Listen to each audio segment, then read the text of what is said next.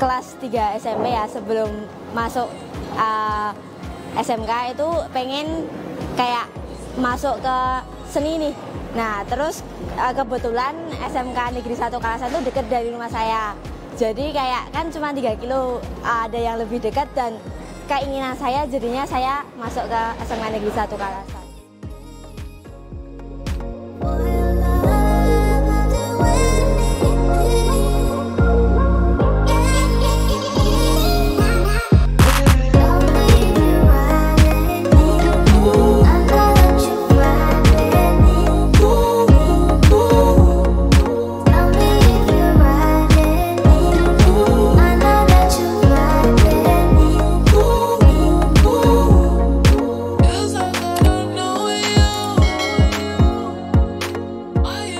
Sahabat Tristan dan para pemerhati SMK di seluruh Indonesia, salah satu kompetensi penting yang dikembangkan oleh SMK Negeri Kalasan adalah seni kriya kayu. Nah, seni ini tidak seluruh SMK mengembangkannya, dan SMK Negeri 1 Kalasan mendidik anak-anak kita untuk mengembangkan potensi mereka di dalam mengembangkan seni ini, mengolah bahan yang berasal dari kayu menjadi berbagai bentuk seni, baik itu yang terkait dengan desain interior maupun furniture, maupun perangkat-perangkat peralatan-peralatan rumah tangga yang bernilai seni. Kita akan lihat bagaimana kawan-kawan guru, kepala sekolah dan manajemen yang ada di SMK Negeri 1 Kalasan mendukung pengembangan kompetensi ini menjadi kompetensi yang unggul. Mari kita lihat.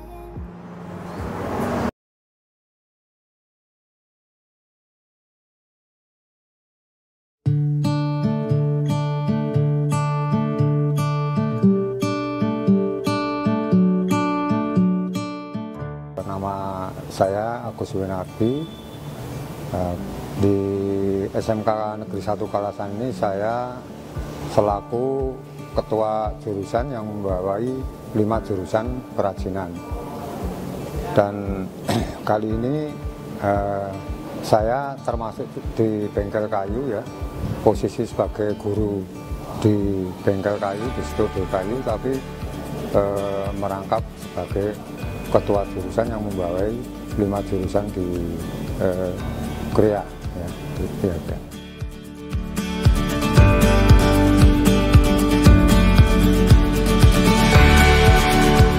Program-program yang sudah kami siapkan, yang pertama dan paling utama sekali, saya pengen membenahi berkaitan dengan karakter anak-anak ya. Untuk karakter anak-anak, attitude anak-anak tingkah laku itu pertama kali itu yang pengen saya benahi, karena itu adalah kunci yang paling utama untuk program-program lain. Ketika attitude, ketika perilaku anak-anak itu sudah mulai bisa terbenahi baik, saya yakin untuk program-program lain itu akan bisa berjalan dengan baik juga. Terus yang kedua, sebenarnya kami insya Allah semoga saja keadaan ini sudah bisa membaik, karena beberapa dekade berkaitan dengan dampak COVID-19 ini, sehingga banyak program-program di jurusan yang tidak terlaksana, tapi keinginan kami bersama bahwa keadaan akan membaik, sehingga kami akan memprogramkan juga kunjungan industri bagi kelas 10 itu, kunjungan industri di wilayah sekitar Jogja, dan untuk kelas 11-12 nanti bisa keluar misalnya di Bali atau di Jawa Barat. Terus yang ketiganya, kami juga akan mengembangkan pembelajaran ini sebagai pembelajaran industri ya. Jadi kita akan memajukan teaching factory, memajukan produk-produk kami, sehingga produk-produk kami ini nanti levelnya seperti produk-produk di industri yang orientasinya dengan pasar. Dan yang keempatnya mungkin di kayu ini beda karakter ya, beda karakter dari pekerjaan-pekerjaan yang digarap oleh siswa ini. Kebetulan di sini kan pekerjaan kayu ya, sehingga ruangan ini ya memang kalau dibanding dengan jurusan-jurusan lain kemungkinan memang betul lebih luas, sehingga memang kami selalu untuk pengen mengajukan sehingga ruangan ini bisa kompatibel, jadi memenuhi persyaratan sebanding dengan jumlah siswa yang masuk di bengkel kayu ini. Dan yang berikutnya memang pengennya produk-produk yang dihasilkan oleh siswa ini dari awal ya, hingga dari awal pendesainan hingga proses kelanjutannya sampai pada produk jadi, ini memang kami pengennya itu bisa terjual. Itu aja, kurang lebih seperti itu.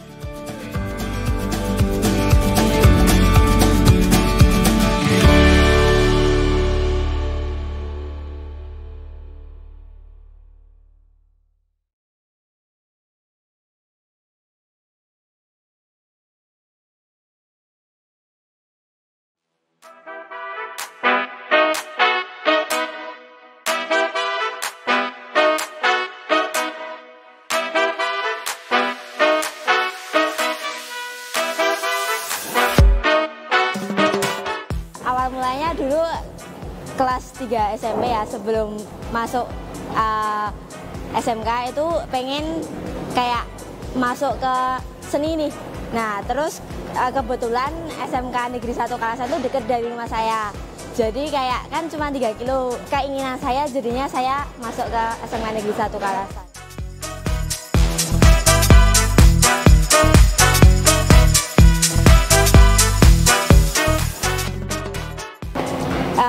Karena ya beda aja gitu kan, seni itu kan bisa dinikmati banyak orang ya, jadi kita juga bisa buat tapi juga bisa menikmati, kan banyak juga fungsinya gitu.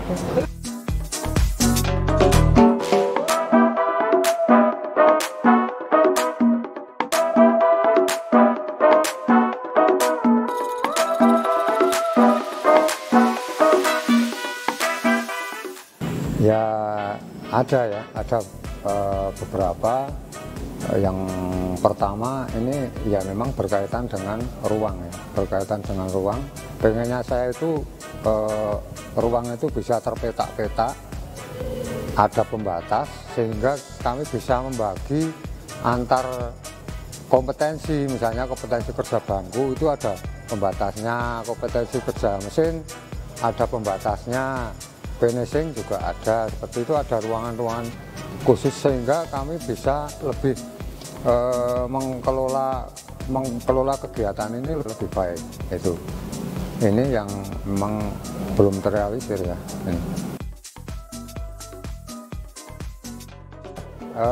Untuk yang tatap muka ini ya, yang setengah hari ini kami menggunakan sistem blok ya, menggunakan sistem blok. Jadi nanti terbagi, misalnya kayak blok 1 itu dominan kelas 11 itu yang masuk di bengkel, yang blok 1. Nah, kemudian nanti yang blok 2 itu dominan yang kelas 12 yang masuk bengkel, tadi bergantian kayak gitu ya.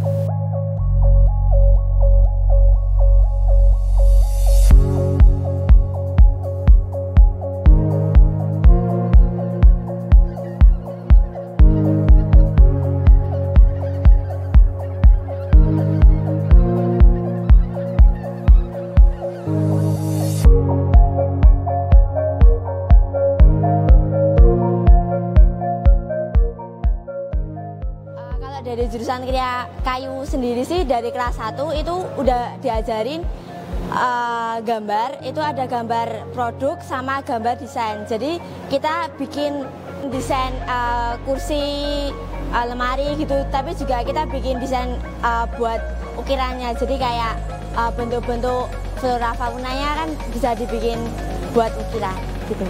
Kalau kemarin pembelajaran daring kan saya baru 1 semester sendiri, langsung baru 1 semester PTM terus langsung online. Awalnya senang tuh 2 minggu libur, tapi kayak kok jadi 2 tahun liburnya gitu. Kayak lebih kerasa banget. Wah, nggak apa ya, nggak kerasa banget kalau ini sekolah atau apa sih gitu kan. Kalau awalnya libur 2 minggu, oh asik libur 2 minggu, tapi kayak lama-lama kan sudah 2 tahun.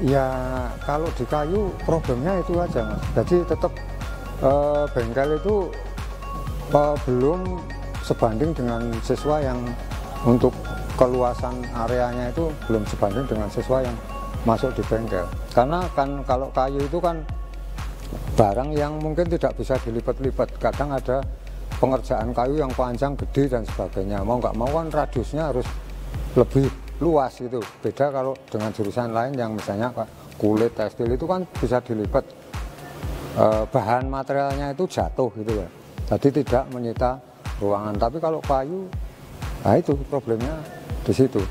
Terus yang kedua problemnya itu yaitu karakter anak-anak memang butuh untuk betul-betul ditangani secara serius supaya nanti itu menjadi bisa menunjang untuk kelancaran KBM.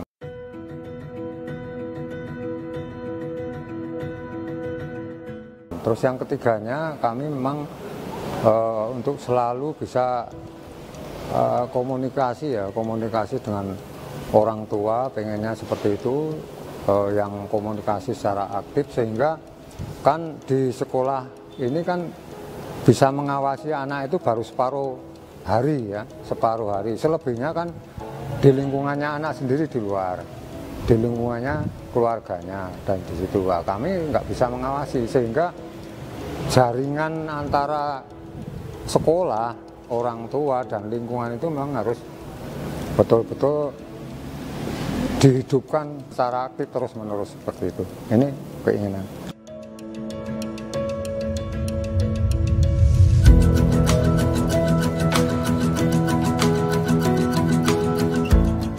Kalau sarana prasarana mungkin kan setelah 2 tahun nggak dipakai, jadi banyak yang nggak terawat gitu, masih ada yang banyak yang rusak, jadi mungkin bisa diganti atau diperbaiki.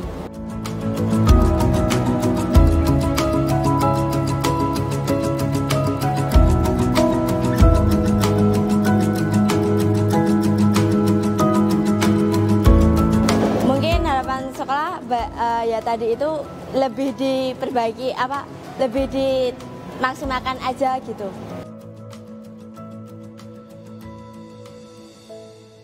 Harapannya itu pertama tentang karakter anak ya, karakter anak yang mesti harus lebih baik ya. Terus SDM dari pendidik-pendidiknya, saya juga berharap bisa mengikuti, bisa update dengan zamannya ya, zaman terkini itu bisa update sehingga kami juga mengirimkan guru-guru untuk ini, untuk diklat-diklat itu betul-betul harapan kami. Dan betul-betul yang saya harapkan juga ini terkait dengan SDM yang ada di kayu ini kan sudah tua-tua semua Mas, sudah tua-tua. Nah ini sudah dianalisa bahwa tahun 2025 ini di kayu ini tinggal 2 orang. Sementara di sini kita sudah umuran tua-tua hampir sebaya, jadi begitu ada pensiun satu, lainnya menyusul hanya selisih bulan-bulan. Harapan saya, Mbok Iyao pemerintah itu sudah membuka merekrut guru-guru produktif ya, kaitannya dengan guru-guru produktif yang ada di kerajinan seni rupa dan kerajinan ini. Kita kedepannya akan menjadi problem besar ketika mulai dari hari ini tidak ada perekrutan tenaga pendidik untuk ini. Sementara di sini kan untuk honorer aja mau masuk nggak bisa.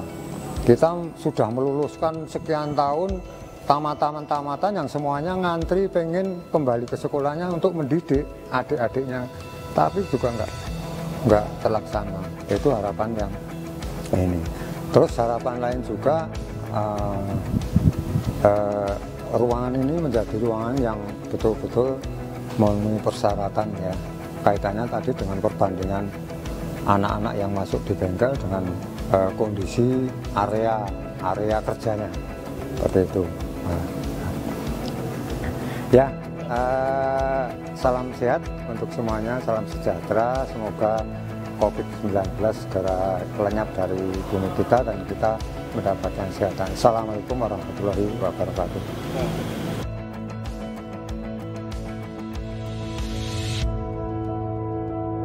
Kita dukung terus bagaimana upaya kawan-kawan di dalam melakukan transformasi teknologi yang lebih modern.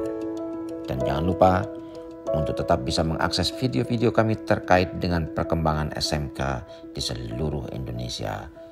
Subscribe, komen, like, and share. Terima kasih. Wassalamualaikum warahmatullahi wabarakatuh.